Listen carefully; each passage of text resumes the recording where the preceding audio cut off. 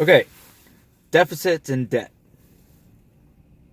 A lot of people don't know the difference in the two words, and I'm going to help. Pretty much everybody hates those two words. Nobody likes deficits. Nobody likes the national debt. It's a burden on our children and our grandchildren, and yada, yada, yada. First of all, what is the deficit? Okay? Well, in the course of a fiscal year, I'm going to use the balloon again. Actually, I'm going to use two pretty shortly. It's going to be crazy. In the course of a fiscal year, the government spends, and as a refresher, when I blow air in the balloon, that represents the government spending. And all throughout the year, it spends, taxes, spends, taxes, spends, taxes. Stop! Year's up. All right, what's left in the balloon? That's the government's deficit. It's the difference in what the government spent. It's what the government spent minus what it taxed out of the balloon. What's left in the balloon is the government's deficit. Okay? But what was this balloon again? I mean, going back to the first video, this balloon is the domestic private sector. So this is our surplus. When the government spends in deficit, the non-government sector is in surplus. To the penny, to whatever the government is in deficit. So, I mean, if they word it different and say, we're going to reduce the non-government sector's surplus this year, nobody cheers for that. But if you say you're going to reduce the government's deficit, which really isn't the right word, you don't reduce a deficit, you just measure it. In the course of a year, government spends, the government taxes, and what's left in the balloon is the deficit. All right? Or in the economy, in the real life. It's nothing to fear. Deficits can be too big, and evidence of a deficit that's too big would be inflation. You'd have too much money and too many dollars in the balloon chasing too few goods, and you could get inflation. Deficits can also be too small or spent in the wrong places. If you have a deficit that's too small, you get unemployment. Not enough air in the balloon, not enough money in the economy to achieve full employment. Not enough money in the economy to provide enough money for everybody to save adequately. Pretty much look around today. That's what you got. Even though deficits are huge, I mean, if the deficits are going to the rich in the form of, huge tax cuts, it's not helping you or me unless you're rich. So you can have deficits that are too small. You can have deficits that are too big, and you can have deficits that are spent in ways that don't really help the economy. But you shouldn't fear the deficit by itself. Okay, the deficit should be, from an MMT perspective, the deficit should be as big as it needs to be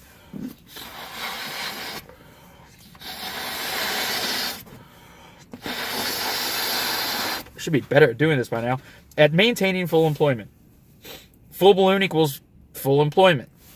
Because every time I blow air into the balloon, what's that doing? It's using resources, right? But when you get to a full balloon and keep spending, that's when you get inflation. So that's the deficit. Difference of what the government spend minus what the government taxed. Deficit in and of itself is nothing to fear. It is also the non-government sector's surplus. So I'm going to get real fancy and break out the other balloon now, okay? Let's do some numbers. Let's say the government's deficit in the course of a fiscal year was $100 billion. Now, this isn't actually how it works because, it's always coming in and always going out. But say the government spent $100 billion. The United States, no surprise to anybody, is a net importer of goods and services. That means they buy more from the rest of the world than they sell of goods produced in the United States to the rest of the world. So as a net importer, from the first video I showed you, that is a leakage from the domestic private sector, from the economy. So $100 billion, let's say $20 billion, we buy goods and services from China, okay? So $20 billion leakage, we get China's stuff, China gets $20 billion. All right? Now, that doesn't change the government's deficit. 80 billion plus 20 billion equals 100 billion. That's the government's deficit, 100 billion. Sectoral balances, which is accounting. This isn't really something you can argue with. This is accounting. Like, economics, it's not, they're theories, modern monetary theory, but all economic schools of thought are theory. This is accounting facts. If the government spends in deficit $100 billion, then the non-government sector, by definition, is in surplus exactly $100 billion. Government deficits are non-government sector surpluses, counting the foreign sector. So, when you got people saying, we need to balance our budget, we need to, be more responsible, we can't keep spending what we don't have. Well, the government never doesn't have or not have money. It creates the money. It creates the money as needed. All right? So if you balance the budget, the government was $100 billion in deficit. How do you balance a budget? Well, you collect $100 billion in taxes. You collect $100 billion in taxes, well, there's only 80 in the balloon. That puts the domestic private sector $20 billion in the hole. All right? Unless you are a net exporter, you should never target government surpluses or balanced budgets. Doesn't give them more money to spend. Now, if you were a net exporter, like if the United States sold $20 billion worth of goods to China,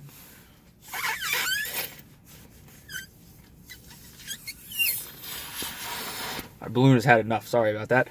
That gives you a head start, okay? So if you sold $20 billion worth of goods and services to China, you get $20 billion. China gets the stuff that you produced. Then the government could run a $100 billion deficit, collect $100 billion in taxes, balance budget, and you still have $20 billion in the balloon. All right? Now, also, if you run government deficits for a long enough period of time, then the balloon could fill up year after year. You could run a balanced budget if you had too much in the balloon, because as the government keeps spending, you build up, savings in the domestic private sector. But the only time you really want to do that is if you had an inflation problem. Okay, so that's deficits. Don't fear the deficits. It's non-government sector surpluses. That's us. All right. So what's the national debt? Well, from the beginning of the U.S. dollar, they used to print the cash, collect it back. Actually, the old colonies, they would get it back and burn it because they don't need the cash. They're not taking your taxes to spend it. They're taking your taxes so you don't get inflation. But like all of the dollars that have been spent in the history of dollars that haven't been used to pay taxes, most of it sits, in securities accounts at the Federal Reserve. Bonds, bills, notes, and bonds, all right? We're not borrowing money from China when we issue bonds to them. When we sell a bond to China, what's the whole, how does that work? Well, as we mentioned, we buy a lot of stuff from China to the tune of like $500 billion trade deficit we run with China. Well, what are they going to do with the money? Let's say they got $500 billion from us and they don't want to spend it. Well, if they did want to spend it, we'd probably not have a $500 billion trade deficit with them in the first place. They wanted to buy stuff priced in US dollars, it would probably be more balanced to begin with.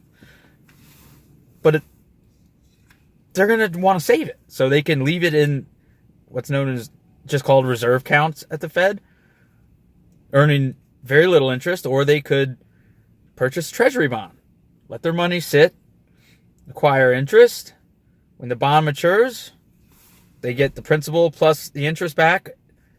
And guess what? That's not at a cost to your kids or grandkids. No kids or grandkids are ever hurt in the process of paying back the debt. That's what happens all the time.